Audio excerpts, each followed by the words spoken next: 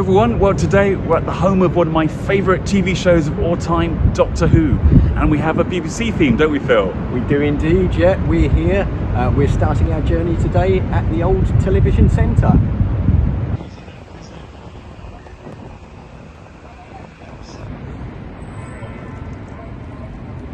So we're close to the 100th anniversary of the British Broadcasting Corporation, which came into existence on the 1st of January 1927, when it was granted a royal charter evolving from the British Broadcasting Company.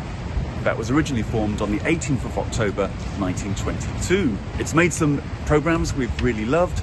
It's made some things we haven't liked at all. But the anniversary seems very much like something we'd like to celebrate. So let's have a look at 4 buildings which have been very important to the history of one of the most famous organisations in the world, the BBC.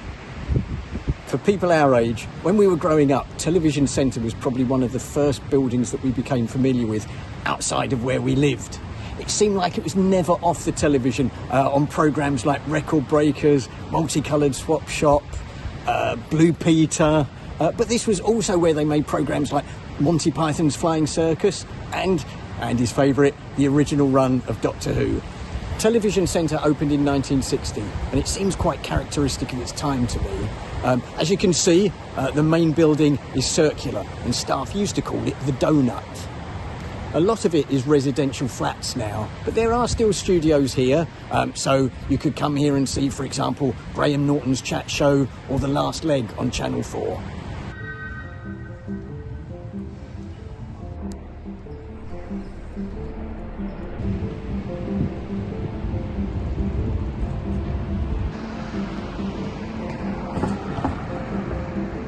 Broadcasting House was the first building in the UK that was built specifically to broadcast radio programmes. It's just north of Oxford Street and it's very close to All Souls Church, where we came for the London Christmas Lights video. Constructed from 1928 to 1932, it was designed to be not just a functional set of offices and studios, but also a proper London landmark. The newer part of the building is well known to a lot of television viewers through the programme W1A, a popular comedy which is named after the building's postcode. It's also home to some of the BBC's radio stations and the news channels whose programmes are broadcast all around the world. Normally, ordinary members of the public aren't allowed into the building, but you can get free tickets for comedies, quiz shows and concerts which are all made there.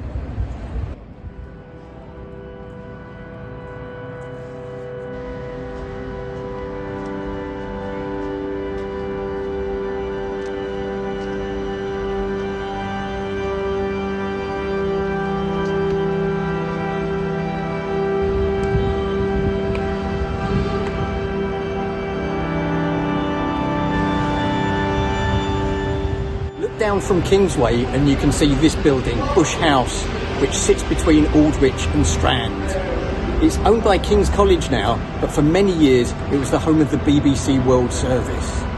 In fact, the building wasn't originally designed as a place for broadcasting. It was designed as a trade centre.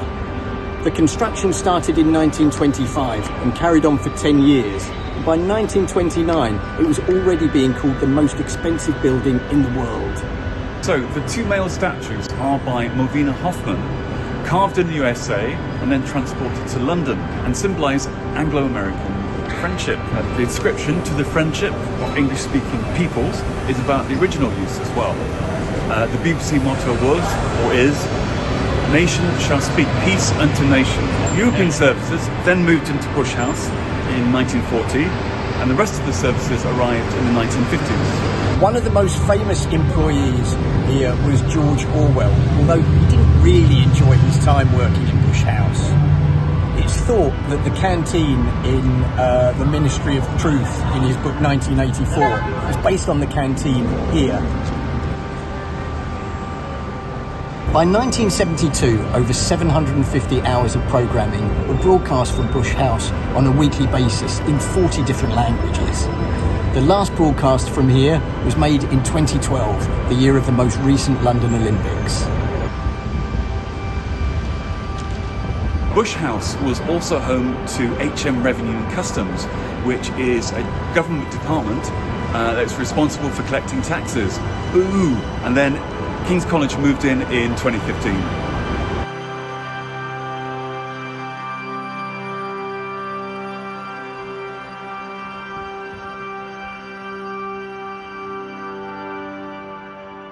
This building behind me is Alexandra Palace, which I think is one of the most impressive buildings in London. I see this building every single day of my life and I never get bored of looking at it. Most people know Alexandra Palace by its nickname of Ali Pali, and the first version of Ali Pali was built long before broadcasting began. In fact, the first version was built way back in May 1873, and then it burnt down pretty much 2 weeks later and got rebuilt and reopened in 1875.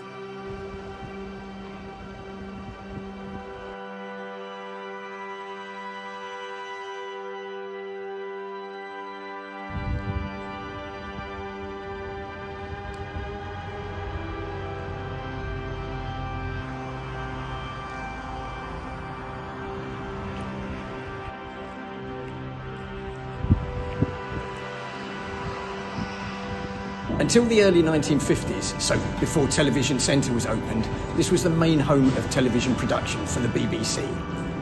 After 1956, it was only used for news broadcasts, and then the final programme was made here in 1981.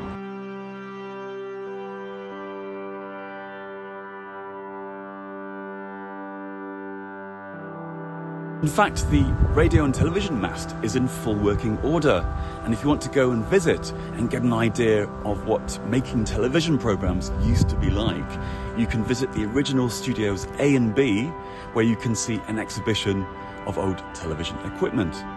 And even if you don't want to do that, it's a fantastic music venue.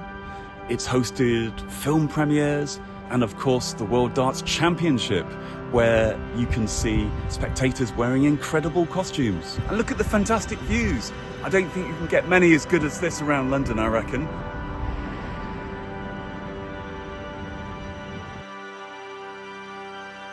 If you want to enjoy the views even more here at Alexandra Palace, what can you do? Well, there's something new that you can do now. There is a rooftop walkway. Top of the building. Okay. Sounds good, doesn't it? Yeah, so maybe not if someone is scared of heights. Yeah, so you won't be going then, will you? Probably not. No.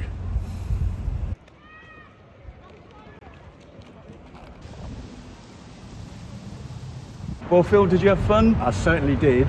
Well, I reckon it's time to travel forward in time to our next video. Sounds good to me. Allons-y.